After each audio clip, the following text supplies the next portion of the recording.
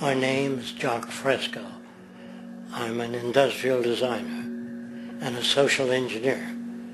I'm very much interested in society, in developing a system that might be sustainable for all people. First of all, the word corruption is a monetary invention. That aberrant behavior that's disruptive to the well-being of people, while you're dealing with human behavior. And human behavior appears to be environmentally determined, meaning if you were raised by the Seminole Indians as a baby, never saw anything else, you'd hold that value system. And this goes for nations, it goes for individuals, for families. They try to indoctrinate their children to their particular faith and their country and make them feel like they're part of that. And they build a society which they call established. They establish a workable point of view and tend to perpetuate that, whereas all societies are really emergent, not established. And so they fight new ideas that would interfere with the establishment. Governments try to perpetuate that which keeps them in power. People are not elected to political office to change things. They're put there to keep things the way they are.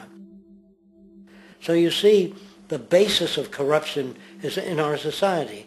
Let me make it clear. All nations, then, are basically corrupt because they tend to uphold existing institutions. I don't mean to uphold or downgrade all nations, but communism, socialism, fascism, the free enterprise system, and all other subcultures are the same. They are all basically corrupt. The most fundamental characteristic of our social institutions is the necessity for self-preservation. Whether dealing with a corporation, a religion, or a government, the foremost interest is to preserve the institution itself. For instance, the last thing an oil company would ever want is the utilization of energy that was outside of its control, for it makes that company less relevant to society. Likewise, the Cold War and the collapse of the Soviet Union was, in reality, a way to preserve and perpetuate the established economic and global hegemony of the United States. Similarly, religions condition people to feel guilty for natural inclinations, each claiming to offer the only path to forgiveness and salvation. At the heart of this institutional self-preservation lies the monetary system, for it is money that provides the means for power and survival. Therefore, just as a poor person might be forced to steal in order to survive, it is a natural inclination to do whatever is needed to continue an institution's profitability. This makes it inherently difficult for profit-based institutions to change, for it puts in jeopardy not only the survival of large groups of people, but also the coveted materialistic lifestyles associated with affluence and power.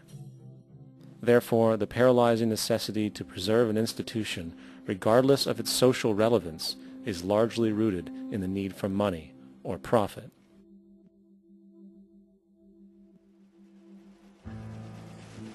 What's in it for me is why people think.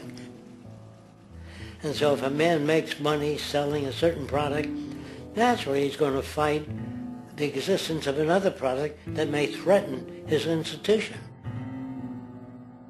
Therefore, people cannot be fair, and people do not trust each other.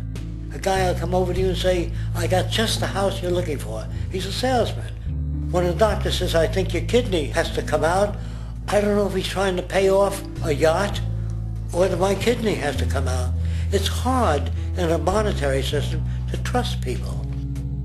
If you came into my store and I said, this lamp that I've got is pretty good, but the lamp next door is much better, I wouldn't be in business very long. It wouldn't work. If I were ethical, it wouldn't work. So when you say industry cares for people, that's not true. They can't afford to be ethical. So your system is not designed to serve the well-being of people. If you still don't understand that, there would be no outsourcing of jobs if they cared about people. Industry does not care. They only hire people because it hasn't been automated yet. So don't talk about decency and ethics. We cannot afford it and remain in business. It is important to point out that regardless of the social system, whether fascist, socialist, capitalist, or communist, the underlying mechanism is still money, labor, and competition. Communist China is no less capitalistic than the United States. The only difference is the degree by which the state intervenes in enterprise. The reality is that monetaryism, so to speak, is the true mechanism that guides the interests of all the countries on the planet. The most aggressive and hence dominant variation of this monetaryism is the free enterprise system.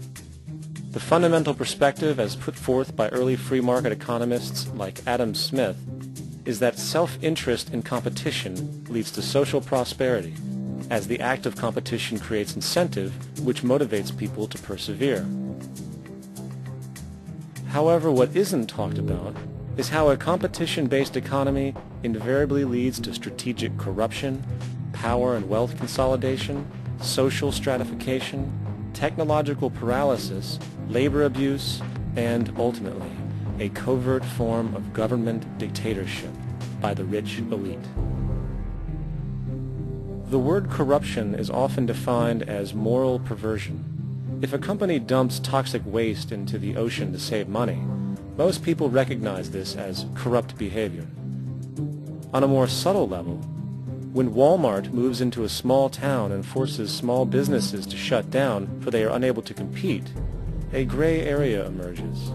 For what exactly is Walmart doing wrong? Why should they care about mom-and-pop organizations they destroy? Yet, even more subtly, when a person gets fired from their job because a new machine has been created which can do the work for less money, people tend to just accept that as the way it is, not seeing the inherent corrupt inhumanity of such an action. Because the fact is, whether it is dumping toxic waste, having a monopoly enterprise, or downsizing the workforce, the motive is the same: profit. They are all different degrees of the same self-preserving mechanism which always puts the well-being of people second to monetary gain. Therefore, corruption is not some byproduct of monetaryism. It is the very foundation. And while most people acknowledge this tendency on one level or another, the majority remains naive as to the broad ramifications of having such a selfish mechanism as the guiding mentality in society. Internal documents show that after this company positively, absolutely knew that they had a medication that was infected with the AIDS virus, they took the product off the market in the U.S. and then they dumped it in France, Europe, Asia, and Latin America. The U.S. government allowed it to happen. The FDA allowed this to happen. And now the government is completely looking the other way. Thousands of innocent hemophiliacs have died from the AIDS virus. This company knew absolutely that it was infected with AIDS. They dumped it because they wanted to turn this disaster into a profit. So you see, you have built-in corruption. We're all chiseling off each other, and you can't expect decency and that sort of thing. And feeling that, they don't know who to elect. They think in terms of a democracy, which is not possible in a monetary-based economy. If you have more money to advertise your position, the position you desire in government, that isn't a democracy. It serves those in positions of differential advantage. So it's always a dictatorship of the elitists, the financially wealthy.